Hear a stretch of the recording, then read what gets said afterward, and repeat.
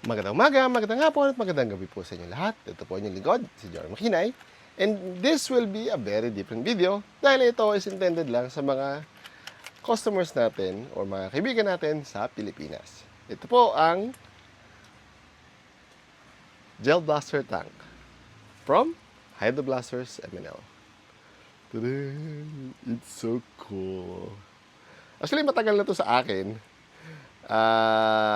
As in, natambak lang dahil sa sobrang daming units na inaayos. Kaya, napatambak to ng matagal. Tapos, nung napabisita ako kay Madam Kang ng Hydro Blasters, nakita ko marami pa pala siyang ganyan. At hindi lang ako dapat ang taong nag-enjoy nitong laruan na to. And papakita ko sa inyo kung bakit itong laruan na to is very nice at magugustuhan ng inyong young and young at heart. Let's get into it. Okay, so ito po yung tank. Usually makukuha nyo to in 2 pieces. Pero hindi ko naman, yan. Para hindi masyadong malaki pag tinransport. Ito yung para dun sa lights and dun sa firing mechanism. So, kalagyan na ganyan. And then, okay na.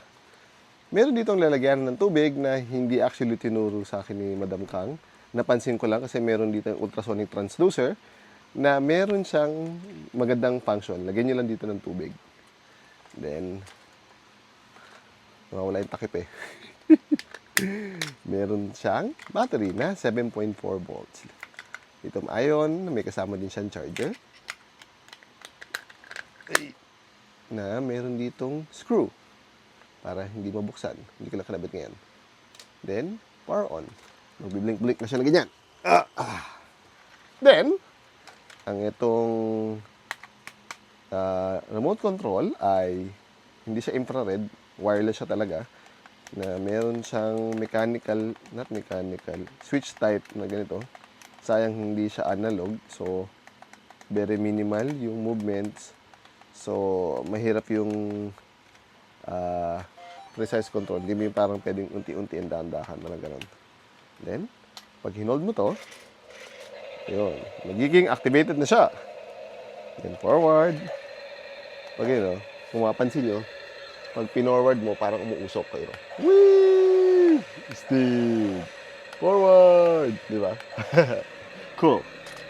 Then, dito sa button na to, turret left, turret right. Straight left. Hindi masyadong nag-ano sa floor namin eh. Straight left, straight right. Forward, back, forward, backward. Left and right. Spin left, spin right. Dito, firing. Ito is lights, kung gusto mo patay buhayin yung lights. Then, ito yung pinakamakulit. May sounds.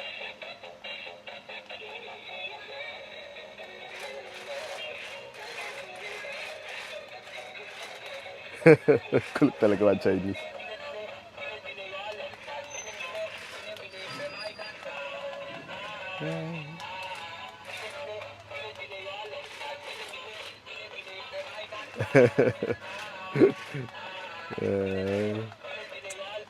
And off. Ito is demo mode. Gusto mag-demo, cute. Pag kinontrol mo lang, titigil siya. Up, up. Back. Ayan.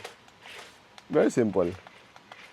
Tapos, dito sa itaas, where's the bala?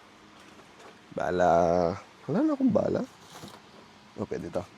Meron siyang lalagyanan ng bala. In which, na pwede mo siyang lagyan ng soft gels. Na huwag oversize ha. Baka kasi magbara. Ayan. Then, pag nilagyan ng bala, close the hatch. And then, turret, fire! Hindi siya actually masakit. More on nakakagulat lang. Pero ang saya. Na-try ko na to. This is 70 FPS. So, maganda siyang laruan, pang-asar at sayang nga, hindi ko ito nalaro na matagal eh. Natabunan. Ang dami ko kasing units eh. Pero I think this is 1,000 something, 1,500, mga ganon. Maganda siyang laruan para sa mga bata at mga isip bata. Well, that's more or less it. Kung meron kayong comments, suggestions, violent reactions, lagay nyo lang sa comment section down below. At sasagutin ko sa abot ng aking makakaya. Hanggang sa muli. Paalam!